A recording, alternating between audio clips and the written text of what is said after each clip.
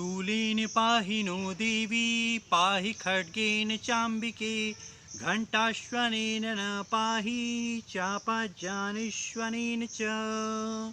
ओम नमः चंडिकाय। जय महाकाल। मैं आचार्य पंडित अमित द्विवेदी अपने YouTube चैनल आद्यकाल शक्ति साधना केंद्र में आपका स्वागत करता हूं। आज मैं आपको बताने जा रहा हूं अपराजिता साधना के विषय में और अपराजिता देवी। तो वस्तुतः अपराजिता देवी कौन है और अपराजिता देवी की साधना क्यों की जाती है, क्या इसके लाभ हैं, किस परिस्थितियों में इन साधना को किस ढंग से करा जा सकता है।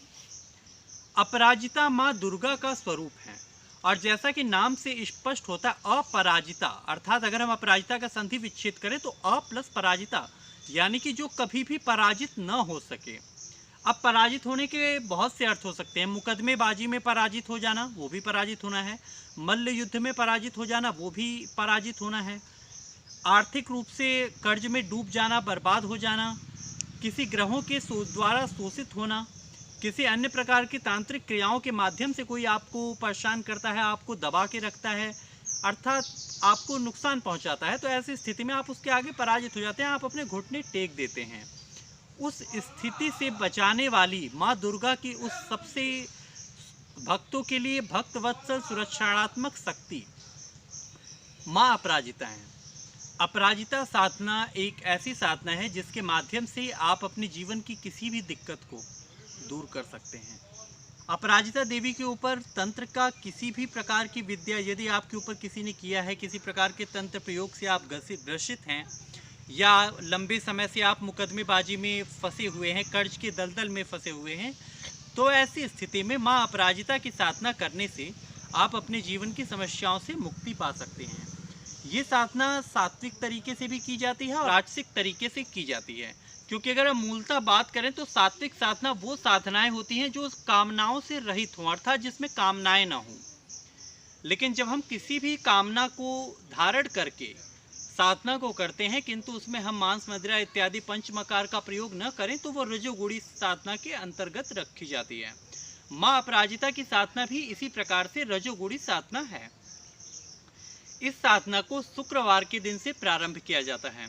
साधक को चाहिए कि शुक्रवार के दिन प्रातः काल स्नान करके ब्रह्म मुहूर्त में अथवा 5-6 बजे जब भी आपको उपयुक्त समय लगता है उस समय प्रातः काल में स्नान करके आम की लकड़ी के बाजोट पर लाल रंग का कपड़ा बिछाएं, उसके ऊपर देवी का यंत्र स्थापित करें, यंत्र के सामने देवी का विग्रह हो और घी का दीपक प्रज्वलित करें। इसके अलावा सुगंधित अगरबत्ती, गूगल और लोहबान की धूनी प्रज्वलित रखें। अपने लिए साधक को लाल रंग के आसन का प्रयोग करना चाहिए। आसन को थोड़ा सा मोटा रखें, बहुत पतले आसन का प्रयोग न करें। कई लोग लाल कपड़ा बिछा के उस पर बैठ के साधना करते हैं, तो वो तब ठीक है जब आपने नीचे कोई मोटा कंबल बिछा रखा हो। सिर्फ कपड़ा बिछा करके साधना करना नुकसान देता है, इससे रोग बढ़ता है। तो आपको लाल रंग के आसन पर बैठना है, लाल रंग की धोती आपको धारण करनी है। इस साधना में एक विशेष बात का ध्यान रखना है कि आपको अपने वक्षस्थल को खुला छोड़ता है, क्योंकि अपराजिता साधना, बगलामुखी साधना, भैरव साधना, हनुमान साधना, ये वीर भाव वाली साधनाएं हैं और वीर भाव की जितनी भी साधनाएं होती हैं उनमें वक्षस्थल को कभी भी ढक करके नहीं रखना चाहिए। अब आपको करना क्या है, देवी का सर्वप्रथम आवाहन करें, पंचोपचार पूजन करें। षोडशोपचार पूजन करने की पद्धति यदि आपको पता है तो आप कर सकते हैं, अथवा किसी ब्राह्मण की सहायता से आप उससे पूजन करवा सकते हैं। तदुपरांत आप अपराजिता मंत्र का जाप करना शुरू करें। इस साधना में देवी को नित्य 6000 मंत्रों का जाप करना पड़ता है। इस साधना में साधक को नित्य 6000 मंत्रों का जाप करना चाहिए। मंत्र जाप के समय साधक चंदन या लाल हकीक या मूंगा, इन तीनों में से आप किसी भी माला का प्रयोग कर सकते हैं। एक बार समझ लें, लाल चंदन, लाल हकीक या मूंगा, इन तीनों में से किसी भी माला का आप प्रयोग कर सकते हैं। नैवेद्य स्वरूप देवी को फल, मिठाई इत्यादि अर्पित करें, खोए की मिठाई अर्पित करें और मंत्र जाप करें। नित्य प्रति आपको कुल 600 आहुति मंत्रों की देनी है। 600 आहुति देने के बाद 60 बार अर्पण, 6 बार तर्पण और 3 बार आप उसकी मार्जन क्रिया करके इसे संपन्न करें। इस साधना को आपको नियमित 11 दिनों तक करना है। 11वें दिन आप कुछ कन्याओं को बुला करके उन्हें भोजन करवाएं, वस्त्र आभूषण या जो द्रव्य इत्यादि दे के उन्हें संतुष्ट करें।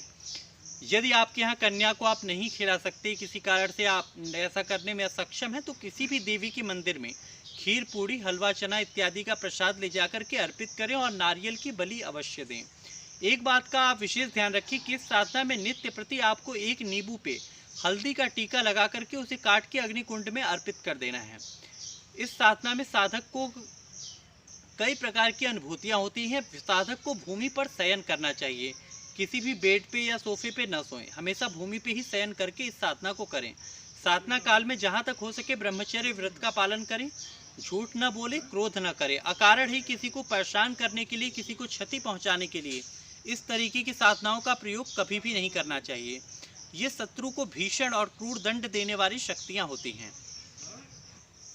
ओम ह्रीं व्रीं ब्लीं क्षौम हुम अपराजिते महादेव्य खड्गधारिणी ठः ठः स्वाहा।